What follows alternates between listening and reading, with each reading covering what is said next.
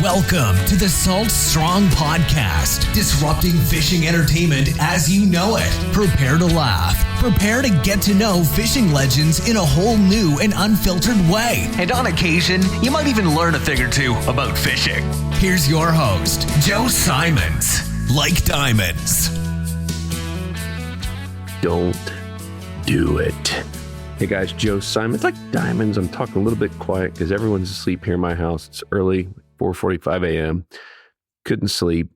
Had the news that someone I know is on their way to jail. And it's because they went down the slippery slope of doing small things that weren't even necessarily illegal. Well, they weren't illegal, let me be clear. That turned into the slippery slope of bigger things that eventually were illegal and now is leaving a wife and a couple young kids without a father. I don't know how much time he's going to have to serve, and I don't know all the fine details. I couldn't sleep. But one, I was kind of mad just about the whole thing. Two, I was sad, and so obviously praying for him and the family. But I just feel like there's this attack on good people. And I think that's why I'm mad, is because I know deep down he is a great person.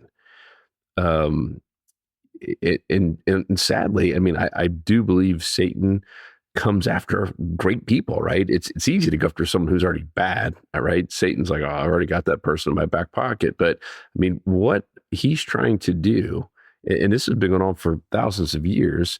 I mean, the Bible talks about it constantly. It's just all these temptations, and usually they start off small, right?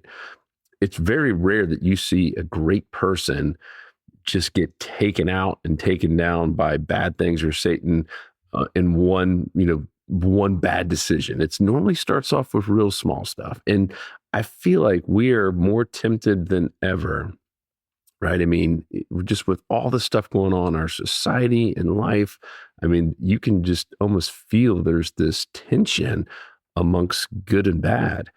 And I feel it. I feel like I'm getting more temptations than ever. And, in my feeds and stuff, and these different rabbit holes you can go down, that, one, can get you riled up. Two, having you look at the wrong things that you shouldn't be looking at. I mean, there's just so many little temptations out there. And if you study the fall of any great people, it usually started off with something really, really small and compounded into something really, really big. And from the story I've gotten so far, that's kind of what happened, right?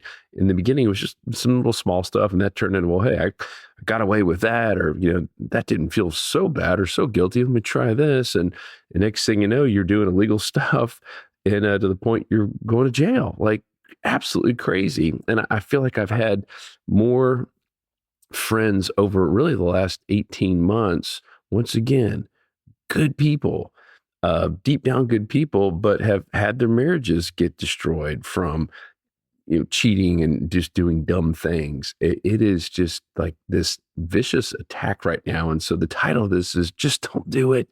I know there's temptations, and I think what's worse is because everything is out there these days on social media, even the news. I mean, if you just look at everything we're projecting out there to us, our kids, everyone, it almost just feels like, yeah, you can do whatever you want. There's no morals anymore. Well, Joe Blow's doing it over here, or Susie Sue is doing this over here, and no one seems to care, right? I mean, this whole Haktua girl, right? I mean, we celebrate porn stars and people doing horrible things more than we do people who are saving lives and doing awesome stuff.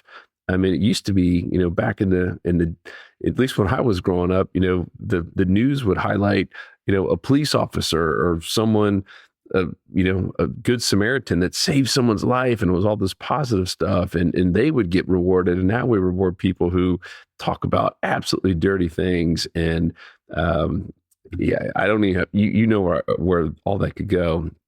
But what I'm going with this is it's so easy to say, well, they're all doing it, or heck, the majority of people do it. And this is what I'm trying to really hammer into my own kids' lives, right? Because, my daughter Shauna now was 13.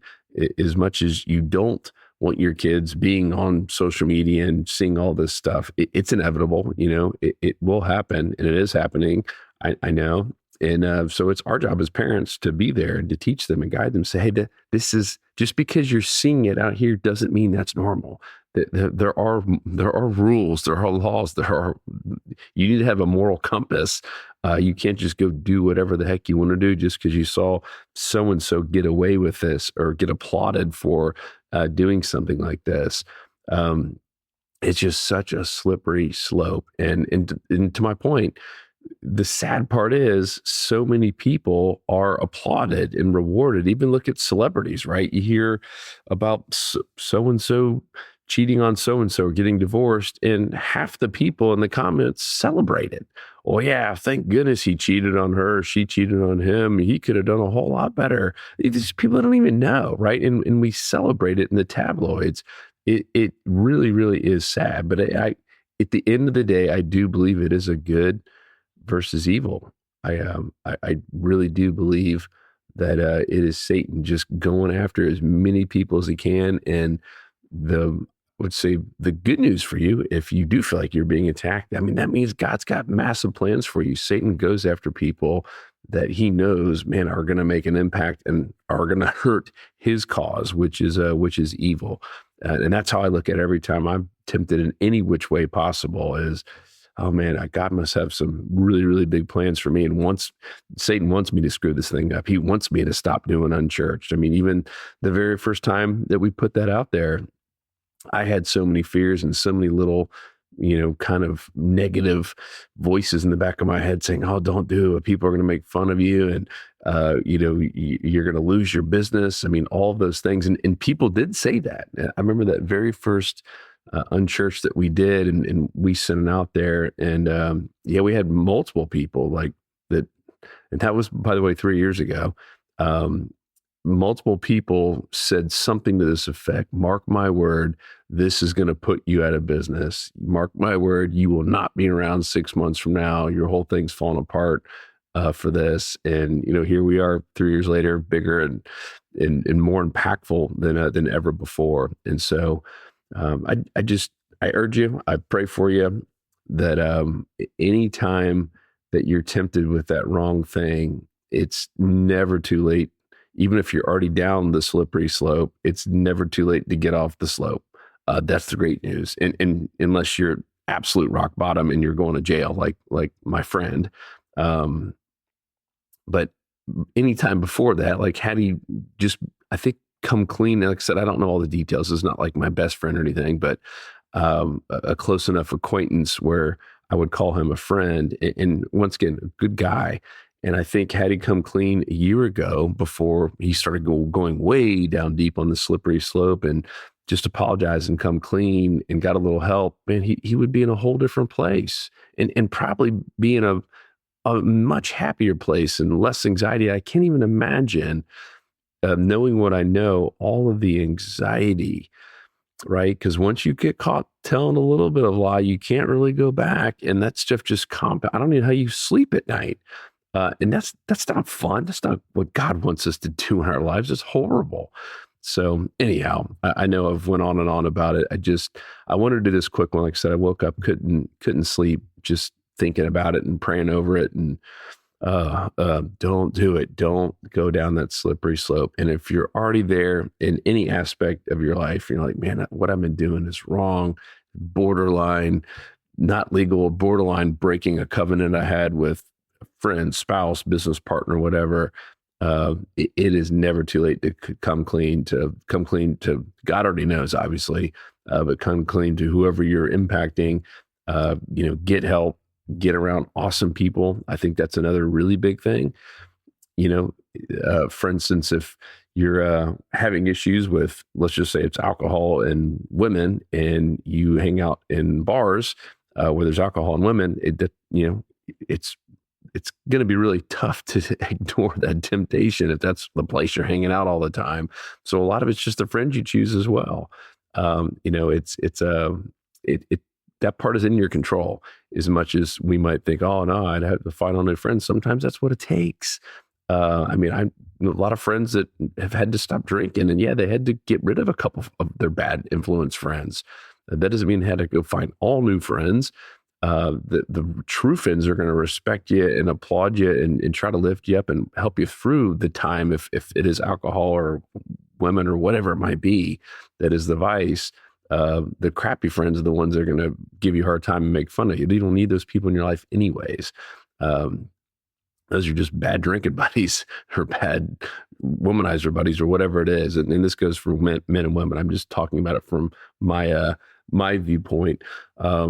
But yeah, guys, I wanted to share that with you. Hopefully this hits the right people, person. That's what I pray about every one of these episodes. Just don't do it to begin with. If you feel just in the deep pits of your soul and your heart that it's the wrong thing, just don't even do it. Ignore it, no matter how bad the temptation is. And usually, like I said, if you were a great person and God's got big plans for you, that temptation is going to be there and it is going to be tough. And Satan will make it as tough as possible for you to ignore it and probably put it in front of your face many, many times. Just don't do it. Love you guys. I hope this was a good episode. And yeah, if you have any thoughts, questions, prayer requests, anything, hit me up. I love the emails I receive from so many of you every week. It's joe@saltstrong.com. Until then, talk to you in the next episode. Have a wonderful week. 'Cause fishing, it's in my soul.